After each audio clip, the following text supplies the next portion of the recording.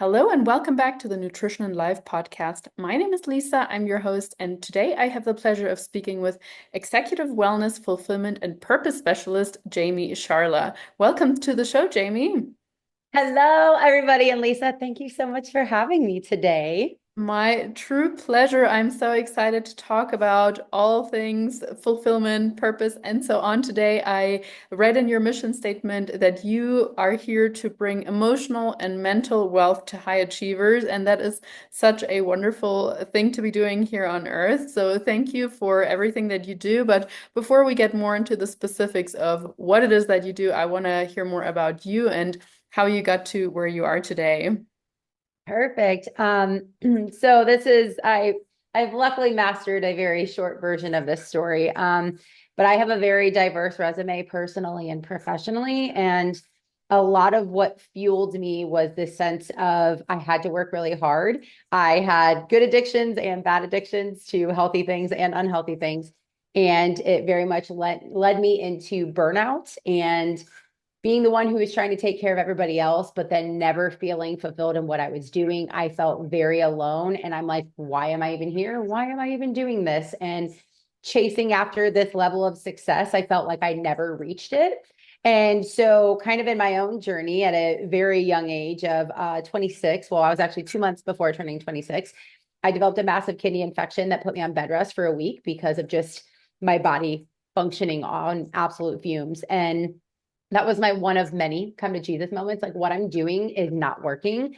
And it catapulted me into the mental fitness journey, if you will. So I've played sports and I've coached sports all throughout my life, but the mental work is hard, especially when it's more of like the emotional and dealing with the internal version of you that nobody ever sees or experiences, and many times you don't even let yourself experience. And so when I learned how to get in the ring with my own demons and start working through that and learning how to train my own mental muscles rather than using, again, good and bad things as coping mechanisms, life got a whole lot better.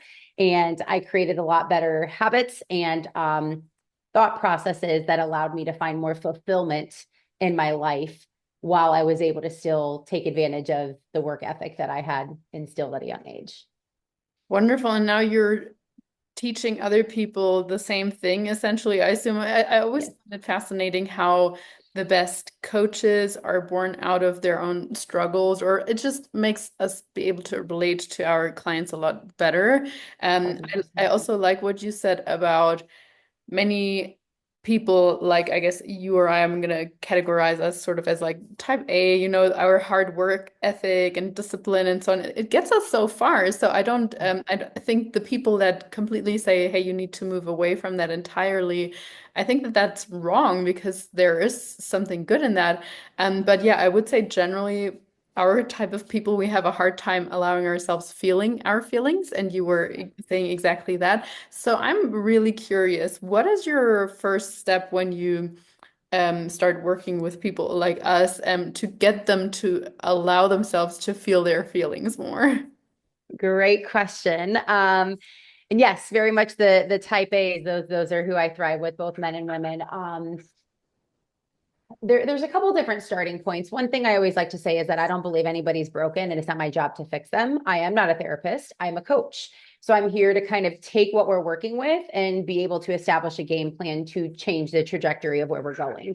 And so, kind of first and foremost, I very much have to qualify somebody that, like, are you truly ready and willing to put in the work? And I feel like it's the same from a nutrition and a fitness thing, right? Like, you say you want to lose 25 pounds, but are you really willing to do the very things that you would have to do to get yourself there? Right. So, similar to this, like you say you're miserable, you say you're running on fumes, you say you feel stuck, you say that you're lonely. Are you truly ready and willing to put the work in to having to go there and not just run from, because that's the other thing, it's type A. It's like, hey, we're really good at working and we can justify how we can find temporary highs out of being able to chase little micro wins along the way because of the way that we hustle. But if you're not really willing to slow down and actually sit and get to know you and experience you in that way, it's it's a disservice to myself and them. So that would kind of be step one. But very much the very first thing that we dive into is like, What is it that you actually want? Like, not what the world is telling you that you want. Like, let's make time to just sit with you. Who are you? Who aren't you? Are you still holding on to something that 10, 15-year-old ago version of you was saying that you wanted? Does that actually apply to now? Like slowing people down. I know it sounds so insanely simple, but that's, I'm sure from the fitness and nutrition aspect, you see that all the time is the world is overcomplicating these concepts. And it's a matter of just slowing down and allowing us to get back to the basics or actually learn the basics.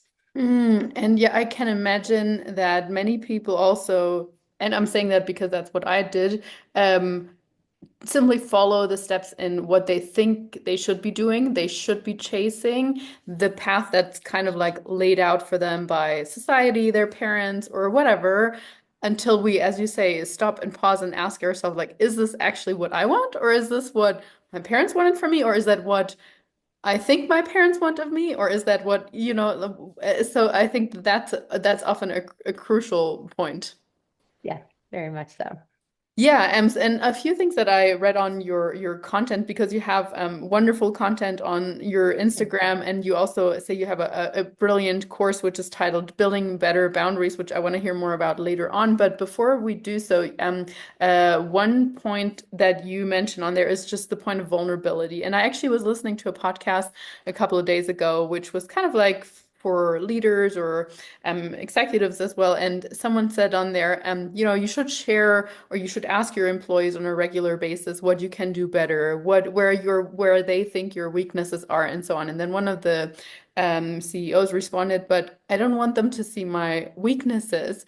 And the coach in that instance responded, well, I have a secret for you. They already know. They just don't know that you want to know or that you want to work on Mhm. them. So Yeah. I think vulnerability can get us really, really far. And you make that a big topic as well. Why do you think vulnerability is so important? Because it's real, even prior to the big C word when COVID hit, right? Like we all have been hiding behind a mask and showing one version of us to the world and even to those that we are cohabitating with, that we call our spouses, our kids, friends and family. Like we've always been putting up this facade. And then social media has kind of increased that, where it's like we are living life through a filter. We're living life through highlight reels.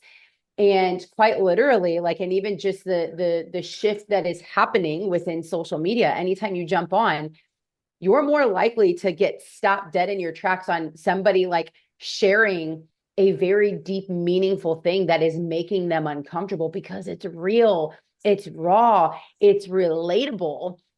And, especially like within a workspace like that. And that's something that I see all the time is like you trying to act like you have it all together. One is instilling fear and a lack of trust within your employees, your teammates, whoever, but also it's not giving them the opportunity to feel that they're allowed to share that either. So the Mhm. culture is now continuing to make us feel that like we have to act like we have it together all the time.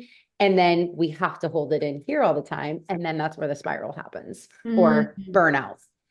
Yeah, and the holding it in, I think that's really something that's blocking people's creativity as well. It's blocking people's ability to connect with people on even not just like outside of the work setting. I mean, as well, if you're working with an executive and they have issues finding love, it could be for the same reason that they're just generally closed off to anybody.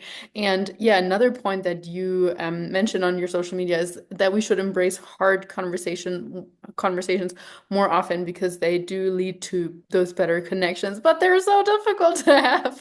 I'll be the first one to Absolutely. admit. So I'm divorced or I've been divorced for several years, and one of the big things, big things I have learned is that my communication skills were absolutely atrocious back in the day. I mean, there's always two people in a relationship, Right. sure, but we were both equally horrible at communicating our needs, what we wanted, and so Mhm. on. So I was brought up also with this image from my parents that if it's uncomfortable, if it's hard, you just avoid it. Like one person either Mm, leaves until someone explodes or like yep. cold shoulder that like horrible.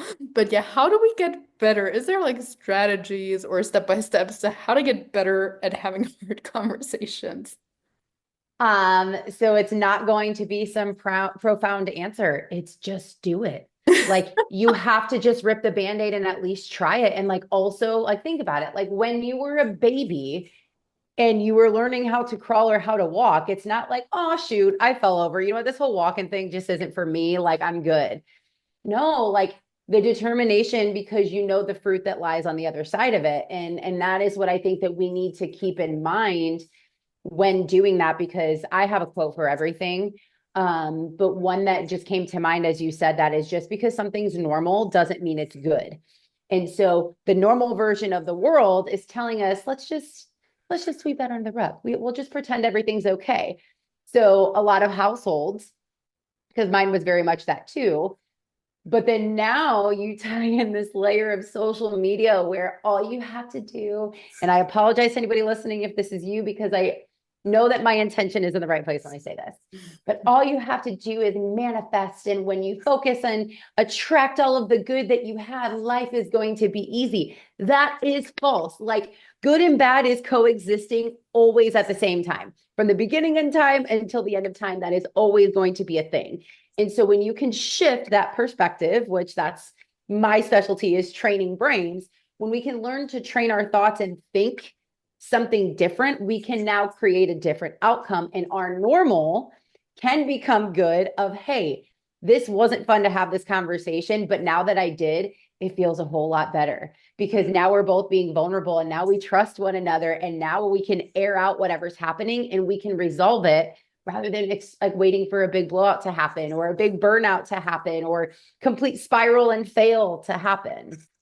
Yeah, I love everything that you say, and I can personally totally agree with that from experience because over the last 5, 6 years since then, I felt like every single hard conversation that I've quote unquote forced myself to have, even if it wasn't the desired outcome that I headed into the conversation with, I grew from that. So Yeah. everything, every time I try to relate it back to like the gym or whatever, every time, it's hard.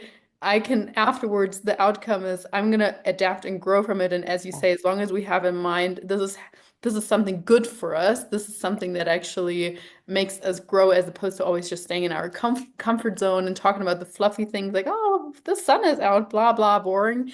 That's not how we're gonna grow and how our relationships are going to deepen either. Yeah. Um, Another thing that just came to mind as you said that too is another quote. Um, if you want to have an easy life, Hmm. do hard things. If you want to have a hard life, do easy things. So the Mhm. choice is yours. And in that, you're going to choose your heart. Either your life is going to be a struggle because of it, or life can be good because you chose to instill those habits of doing hard things. Totally. I love that quote. And it also brings me to another thing that I struggle with, and that is just letting go of control and certainty. And I know that you also speak about that, how that just creates more space. And again, like I have a personal anecdote to this because I was actually trying, almost one might say forcing, trying to force anyway, to get a visa here or long-term visa for Mm. Colombia. And I was working with lawyers and blah blah. And in the end, I was forced to leave the country momentarily and head to Bolivia. And I actually ended up loving my time in Bolivia. And I was like, oh my gosh, I never would have come here ever. Like if the thing in Colombia would have worked out so easily. So that was a big lesson for me to just like when I think I have a good plan for something, letting go and letting the universe, God, whatever, take over and seeing that they actually have a better plan for me very often. Yeah. And, I think that that's as a recovering control freak myself, which again, that's, I think, going back to a point that we were discussing earlier is that like, don't get me wrong. Like, I don't believe that I think there's power in having that experience yourself. And I don't believe in the Me Too movement, like, oh, just like I can do it and now you can do it too. And this is how I did it. Like, no, no, no, that's not how it works. But I do think that there is something different about working with somebody or seeking guidance, mentorship, whatever, from somebody who has experienced it, because saying it is one thing, actually experiencing it is another. So, with that though, I think it's been interesting in my own journey of learning how to let go, that because I stood by that statement. I can only control what I can control. And I tried my best to control everything that was in my control. And what I found in burning out from that sense of control is how little of control even that is, Mhm. right? Where it was like, for building a business, I'm like, I can I can control how many people I reach out to. I can control how the follow-up goes. I can control my conversation. I can control this, and this. Yes, and that's important. But there are still other people involved on that have to follow suit. Life still happens where I could get freaking sideswiped on the side of the road by another vehicle that I can't control, even if I chose to control the fact of leaving early enough so I had enough time to get somewhere. Like my health, I can be proactive in taking care of my mind, body, and soul. But if randomly I wake up someday and I have cancer, that is out of my control. And so I think just like when you realize that the amount of control that you have is even so very little, like that's when you can finally like let go of the grip.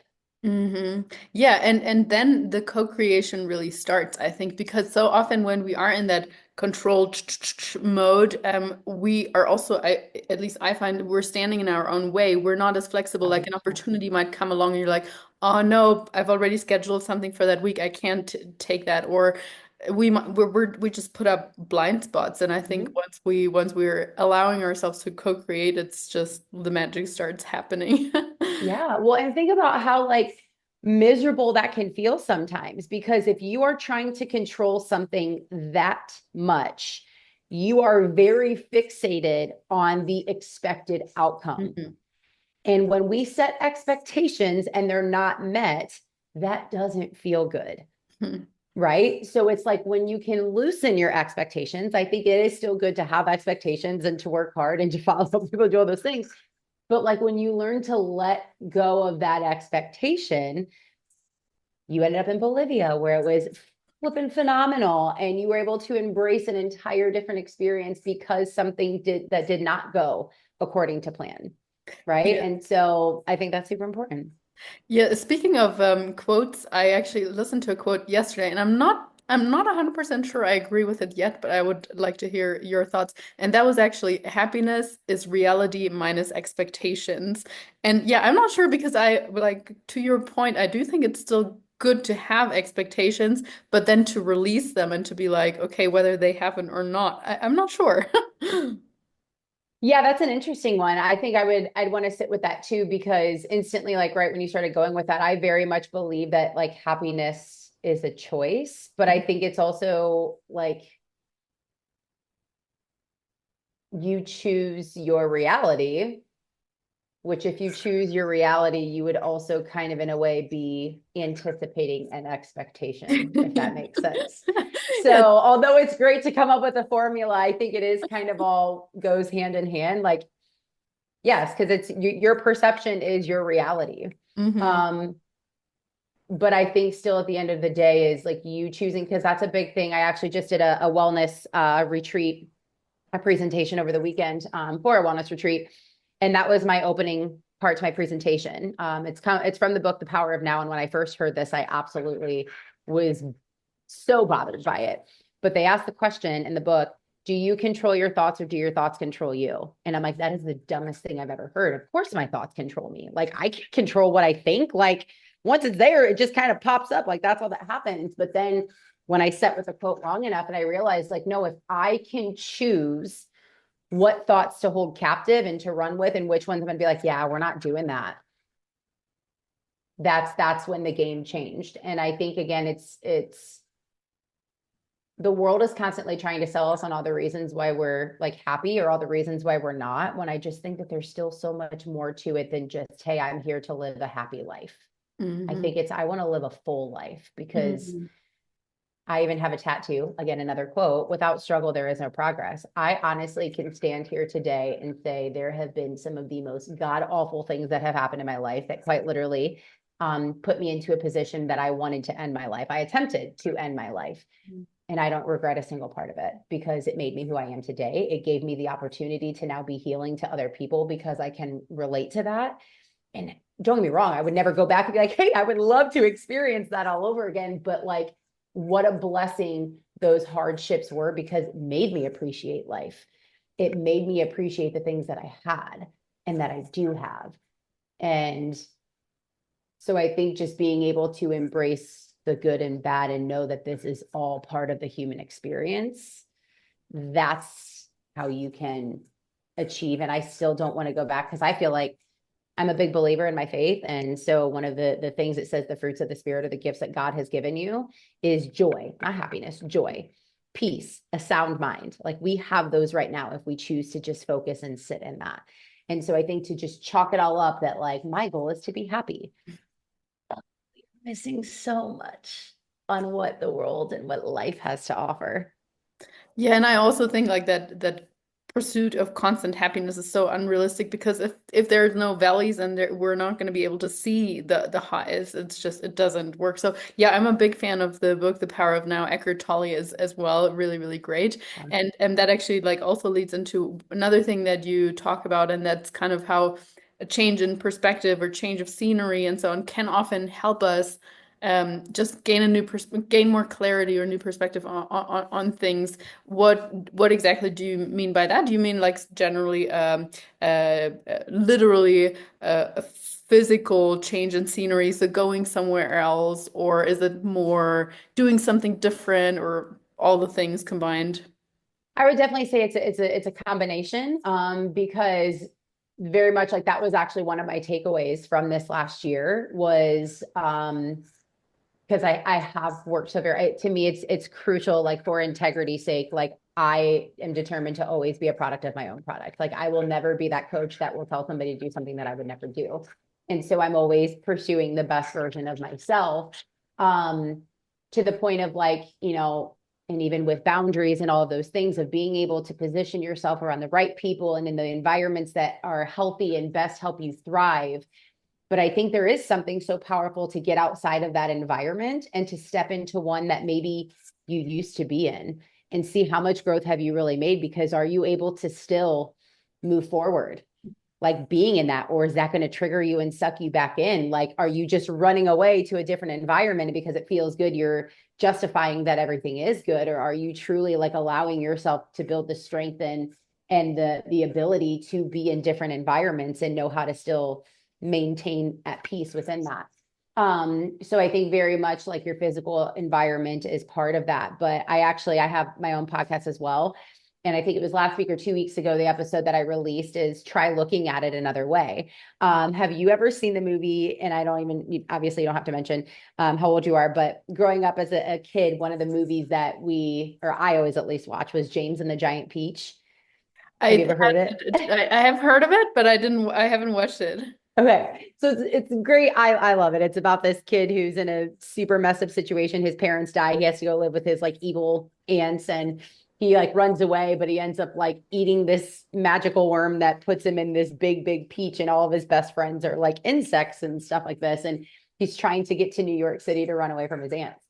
And in that, there's a part where there's like this big rhino. Like that's the main beast throughout the whole storyline that's trying to kill him, just like it did his parents. And yes, this is a kid movie, by the way. And so there's an end towards the scene or a scene towards the end of the movie, kind of a slight spoiler alert, but he's in this peach and there's this massive storm while they're like floating out in the ocean. And this rhino, this big thunderstorm starts coming at him. And he's like freaking out and like wanting to retract back to everything. And his friend, the scorpion or the grasshopper, I forget which one it was, but he like yelled down to him while they're trying to control the peach in the ocean. And he's like, James, try looking at it another way. And so James like closes his eyes and he gets angry and he's like, Rhino, I'm not afraid of you. And he's like reflecting back on these other things that he kind of overcame on his journey in this peach. And the rhino ends up like he defeats, or the rhino goes away and loses its power. And so I think that that's the other thing that I always try to do is I love to challenge people, even myself, is that if I am set that this is the perspective, I think changing the environment mentally of being like, but what else could be true? Mhm. What is another way that I could perceive this? Is this really my reality, or is this really how I'm going to accept this? Or what else can I be thinking about this situation? Um, Hopefully that answers your question. I know that was a Yeah, side totally. And tangent. I think that is specifically to me personally, like at least that came up specifically helpful when it comes to dealing with anxiety and anxious Yeah. feelings, as so many of us are doing, uh, because we suffer so much more in our minds than what the reality usually is. Like, I don't know, probably less than 1% of the time, the true outcome is as bad as we map it out to be. So if we tell ourselves like, okay, what's the actual evidence of that happening? Or what's the Mhm. actual evidence of this turning out so badly? And when we look at it more factually or from multiple perspectives, as you say, we probably realize like how silly we actually sound in our own head. Yes, yes. And that's again why, going back to what we were talking earlier about how my step one is like, let's slow down and let's actually like sit with what we're thinking. Because Hmm. in our brain, and it's just racking over and over again while we're going through the whirlwind of life with all these other thoughts, we don't slow down enough to actually realize that this thing that is eating away at us is actually super silly.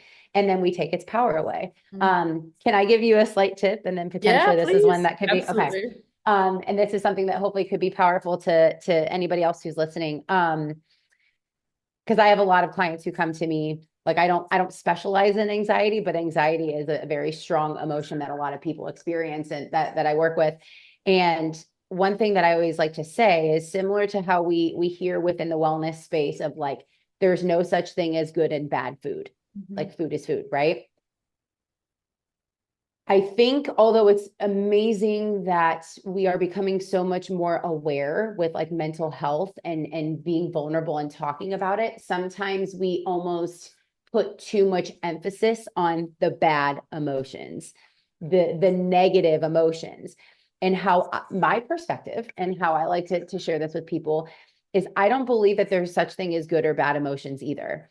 Because what a gift that we have the emotion of anxiety to tell us that something's wrong. It's meant to protect us. Imagine I eat a piece of raw chicken and my stomach starts to hurt and I vomit. Thank God my body was able to do that. So this raw chicken didn't stay inside my body. I'm not going to be mad at my body for vomiting a raw piece of chicken, right?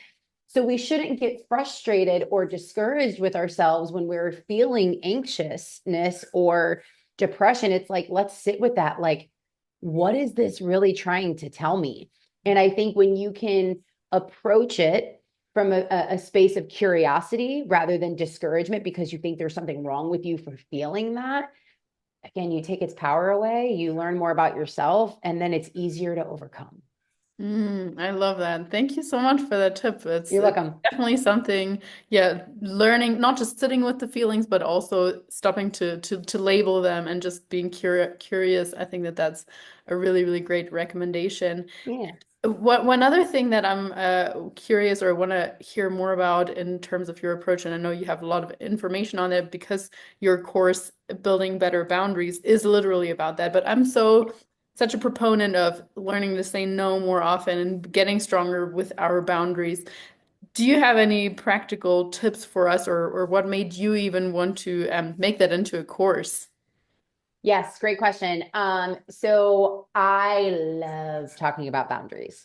Um, I was always kind of very much even if you would talk to anybody in my family, like I was known as the pit bull, like because of just that type A driver personality. Like I kind of was on the opposite side of the spectrum where, like, yeah, right, there's no way that you were going to walk all over me. Like I had no problem like shutting things down. So I'm not going to say that I was always good at boundaries, but I think that just what I have found very much, and again, that's another thing that has become such a trending topic, so many people don't even know what a boundary is. We hear it, we think it sounds good. It's kind of like if you were to read a word you don't see very often in a book, and it's like it made sense when you read the sentence, but then I asked you, like, hey, what does that word actually mean? And then all of a sudden you can't define the word. You're like, well, in my head, it makes sense. So I just don't know how to put it into words. That's how people are approaching boundaries. So it's like you're now using your boundary as a scapegoat to be like, oh no, I have boundaries and this is why I'm not going to do what I'm going to do. But then one, you're probably going to do it anyways because you don't even actually know what a boundary is. Um, and then from there, if you don't even know what it is, how can you properly define a boundary or establish and create a boundary, let alone actually commit to withholding that boundary? So I Yeah, think step I one is never genuinely learning what a boundary actually is. never even thought about that, but that's so, so true. Yeah, absolutely. I mean, for me personally, if I like on the spot had to think about like how I would define a boundary, probably something or some rules that I install for myself to keep me aligned with my values and my priorities and protect myself from other people and their energy or things that I don't want to do. That's a really long definition. Yes. But see, exactly. So again, it's like this is it's crazy of like just my approach to a lot of things is like I'm not here to complicate anything anymore. Like let's simplify. Like let's even actually sit with what it means. And then it's like, is that an accurate meaning? And then okay, now that I know this, what am I going to do with this information so I can go apply it? Mhm. I'm a big believer that how we do one thing is how we do all things. So Totally, if totally. we struggle with that in our lives, because again, to circle back to something that we discussed earlier in the episode of this, is people who are really really good and like striving well within their work, right? Because that's their, as like I like to call their drug of choice, but their relationships are suffering, like their personal ones, and they're feeling lonely. Well, guess what? You're actually feeling really lonely in your job. It's just you're leaning in and you're like getting high off the power you have over other people because you're not connected to those people either. So, how you're not being vulnerable to the people at work, you don't know how to because you don't even know how to do it with the people you live Mhm. Yeah, wow. with. Eye-opening, no, for sure. So, okay, once we've established what a boundary means to that person or to ourselves, how do we then start implementing the right ones as opposed to just generally adapting, oh, I can never go out at this time, or I'm always, I'm not going to let that person talk to me like this anymore or so. Great question. So actually that's something that is in my boundaries course is, and I hate being this person because I feel like this is like even me saying this, I feel salesy because I don't like that. But I actually did. I created a 6-step process that literally like the 6 steps you go through in creating a boundary, how you establish it, how you live out that boundary, and then it always circles back to step one. And all Okay, the steps awesome. are interchangeable. So that is something I very much have implemented to simplify the process for people to be able to actually establish a boundary. One thing I don't think I mentioned in the course that I would love to also say here, though, because this is a very debatable topic. Boundaries very much are hard lines, but I think that, and this has been in my own growth journey as well too, so I'm not just speaking for other people but also myself, is establishing boundaries could also lead to a lot of isolation and Mhm, loneliness, mhm, because if everything becomes a boundary and you put a wall blocking everybody out and everything is something that you're not willing to budge on, like I don't necessarily believe that a boundary is something like 100% of the time accurate to have. And Yeah, I me, would agree with yeah, that. Yeah. Coach Jayme 3 years ago would have not said that. I actually didn't say that to some of my clients. But I think we are also still human. And the more that we grow and we learn about ourselves and we learn about other people, we can be more confident in discerning when and how to apply boundaries, because in certain seasons or in certain situations, we may have to slightly alter those boundaries. I know that's a side tangent, but that's at least No, a I love that disclaimer that I do want to absolutely because mention. I tend to be quite strict with my bedtime, and I would say that 99.9% of the time it serves me really well.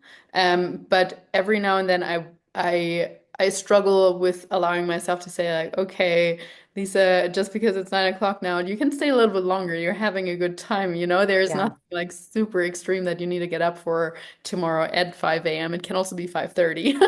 So loosen up absolutely. a little bit.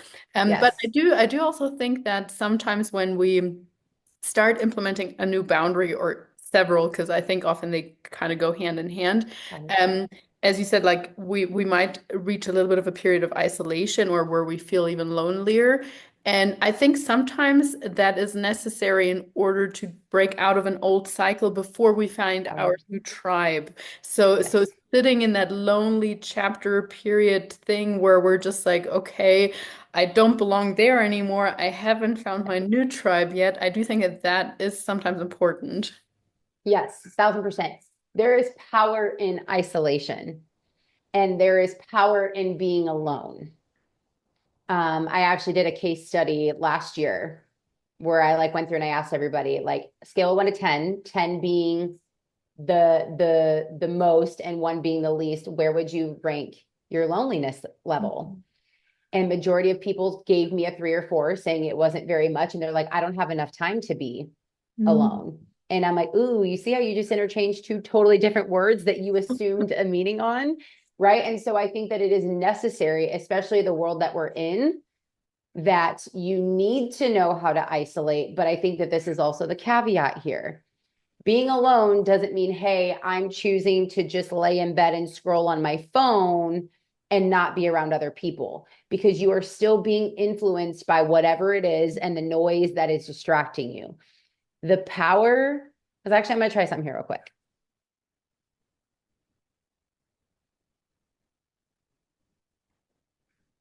How are you feeling right now?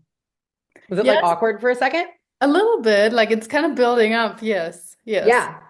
So for sake of people, in case this is an audio thing too, where they aren't thinking that the episode like went out. That's why I didn't do it as long. But notice how uncomfortable that got to literally have a moment of silence where you didn't just, hey, I have to go do this. Hey, there's this background playing. Hey, I'm going to check this off while I'm multitasking here. People get uncomfortable in silence, and that is not how it should be. Stillness is good. And for Mhm. all my type A workaholics that I work with, that is a thing that we have to train to learn how to be comfortable with. Once you get comfortable, then that's where a lot of that growth and the the breakthrough can happen. But you have to be willing to actually sit in stillness. So Mm. that's the power there. If you're going to isolate, how are you choosing to spend that isolation? Really, really great tip. And I've definitely gone through some learning with that. And I'm still working on that, sitting with the stillness, and especially as I try to get better at podcasting as well, using breaks in a efficient way or in Yeah. an intended way. And then also learning that in the past when I was just trying to blah, blah, blah, blah, speak, speak, speak, it was often because I was afraid otherwise I would lose people's attention because I wasn't given that attention as a child unless I kept on talking. You're like, here, I'm Yes. still here, I'm still here. And so like The learning where that fillers. actually comes from, yes. Well, Jayme, I would love to hear to finish off with if you generally do like retreats like the one that you just hosted regularly and kind of what the theme of it was. It sounded very interesting. Yes, so I actually have teamed up with a couple of other amazing female founders here in the Austin area. And the founder of this, her name is Kiosha Flounders. And so she launched this. It's called Restore Wellness Retreats, but they were all virtual retreats. So we had just kicked off our first one on Saturday, and we will be doing them quarterly. So those are retreats that we have. I took a little bit of a break from it, but I used to run yearly or an annual wellness retreats in the country of Panama.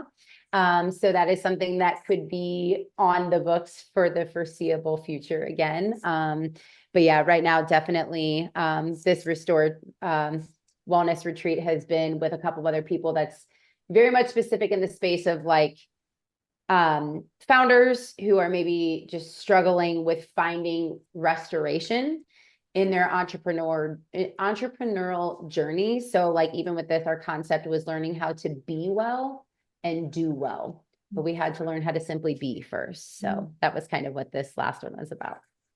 Wonderful. I will make sure to look it up and put it also in the show notes along with all your other social media and the link to your boundaries course because I think that's going to be very helpful to a lot of the listeners. So thank you so, so much for your time for coming on here. I truly appreciate it. Thank you so much for having me, Lisa. I appreciate it.